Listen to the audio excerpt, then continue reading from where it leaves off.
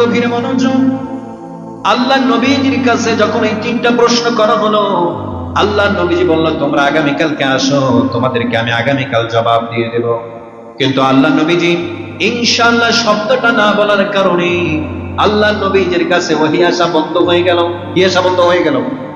আল্লাহ নবীজি একদিন, 2 দিন, 3 দিন যায়, 1 সপ্তাহ যায়, 10 দিন যায়, আল্লাহ নবীজির কাছে কোনো ওহী আসে না। আল্লাহ নবীজি সাহাবীদেরকে বলেছিলেন, রে সাহাবীরা রে, এই 15টা দিন যে আল্লাহ নবীজির কাছে আমার কাছে যে কোনো ওহী আসে নাই, আমি এত পরিমাণে বেশি বিব্রত বোধ করেছি, এত পরিমাণে বেশি টেনশনে পড়ে গিয়েছিলাম।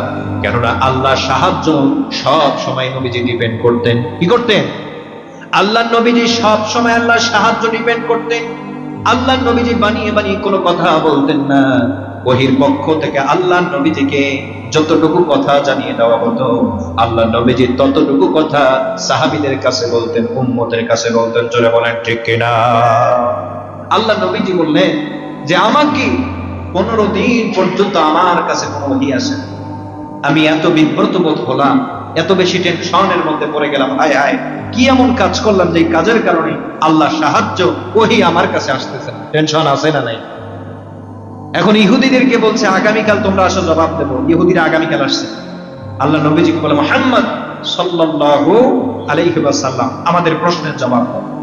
আল্লাহ নবীজি জবাব দিতে পারলেন না। তিনি বললেন, গাদা নুজিবুকুম, তোমরা আগামীকাল আসো।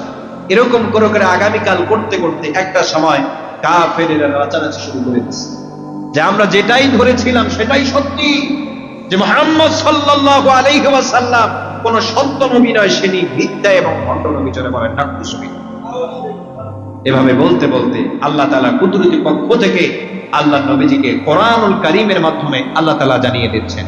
আল্লাহ তাআলা বলছেন, ওয়ালা তাকুলান্না লিশাইইন ইন্নী ফাঈলুন যালিকা গাদা ইল্লা আন ইয়াশা আল্লাহ। যারা বলেন আল্লাহু আকবার।